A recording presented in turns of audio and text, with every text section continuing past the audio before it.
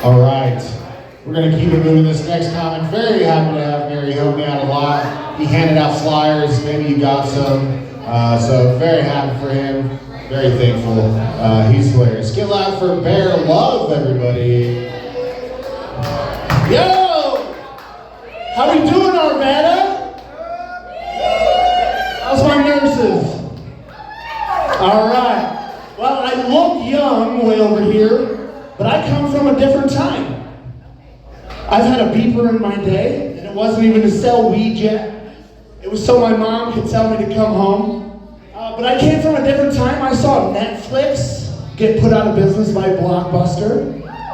I saw one of my favorite, Toys R Us, get put out of business by Amazon and Walmart.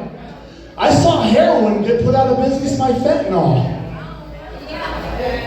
I come from a time where you could find a mystery bag of powders on the barroom floor and go home having a good night without having to see these girls up here tonight. But nowadays, you gotta know chemistry in order to take that bag of coke home. So I didn't come from free love, but I came from mystery bag of powders is okay. Like I said, a hippie feels comfortable in the Denver area because you guys legalized pot. Kind of put me out of a job though. Nobody tells you what happened to the weed man, the one that made it out. He delivers pizza now. DoorDash. And these snowboarders with the snowboard racks on the top of their car, looking like police, they're slowing down your food at lunch. I'm sorry, ladies. But you guys think it's easy being a hippie because I don't have a real job? But how many times have you used your job to get out of doing things you didn't want to do? These people know I don't have to work in the morning. I had to move a fish tank on Tuesday.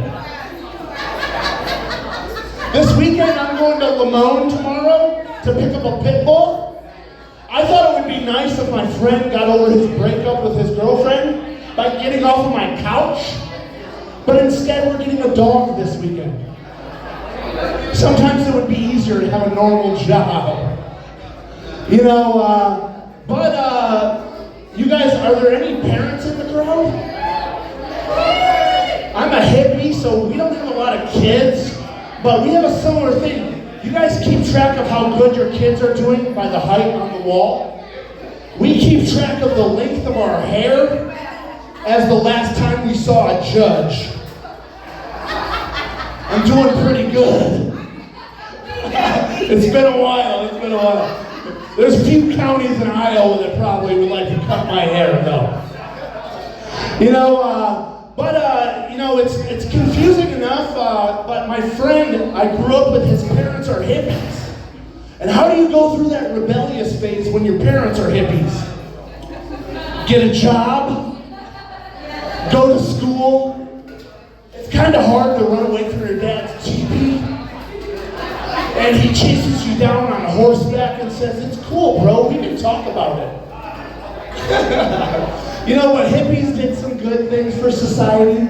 They invented the word grounded. You know, take away the TV, take away the phone, take away the tablet, get grounded. Before that, I guess we just beat our kids. You know, spooning in my friend's family means laying with your lover. A spooning in my family means getting hit with a wooden spoon when you try and taste the gravy. My friend, his parents are hippies. He got to choose his own punishment. We got caught toilet papering, so we can't see our best friend for 4 days. I got to choose the stick my grandma would whoop us with off the tree. Differences when your parents are hippies. You know, but they say I'm doing comedy and I've got a little bit of gray in my beard.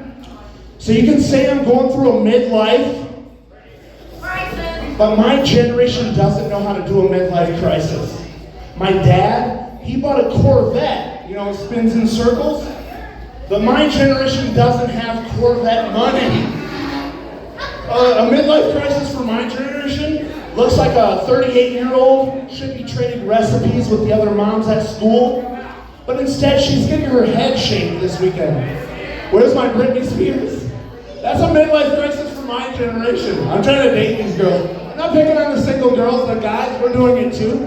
He should have joined the military 25 years ago with his dad, but he's been working in a factory. His knees are gone, but you'll find him this week at Bass Pro Shop, looking for night vision goggles to hunt a deer. If you need night vision goggles to hunt a deer, you're not the warrior we need, Tanner. But I used to grow pot here. You guys put me out of work when you guys legalized pot. But I used to grow pot high up in the Colorados, double meaning. Have you ever been so stoned you thought you invented something that you didn't really? Yeah, it happened to me. We were up in the Rockies and we ran out of Kool-Aid. And for a hippie, that's the worst thing. You know, Chiba Hut, they put it on tap like it's a real drink for us. But my girlfriend shops at Costco, so we had a lot of sugar and we had a lot of water. And I look up in the closet, and all these hippies had brought tea. And so I'm like, oh, perfect. We're out of Kool-Aid, but I can make some tea. And I was like, okay, I've got some sugar water tea. And my friends, they probably thought there was pot in it, knowing me. But it was just celestial seasons, sleepy time. You know, and you know, your family will keep you in check. My girlfriend, I was making batches for the week. You want another batch of sugar water tea, honey? She's like, yeah, you know, make that one that you like. And after 3 days, my cousin calls me out. He's like, I'm telling him I want to start a Red Rock stand, and I can sell the different versions of the tea. You know, this is sugar water tea.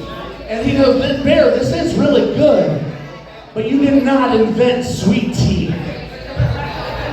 All right, let's bring Dylan back up.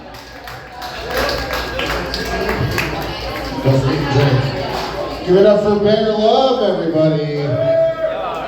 And I swear I didn't do this on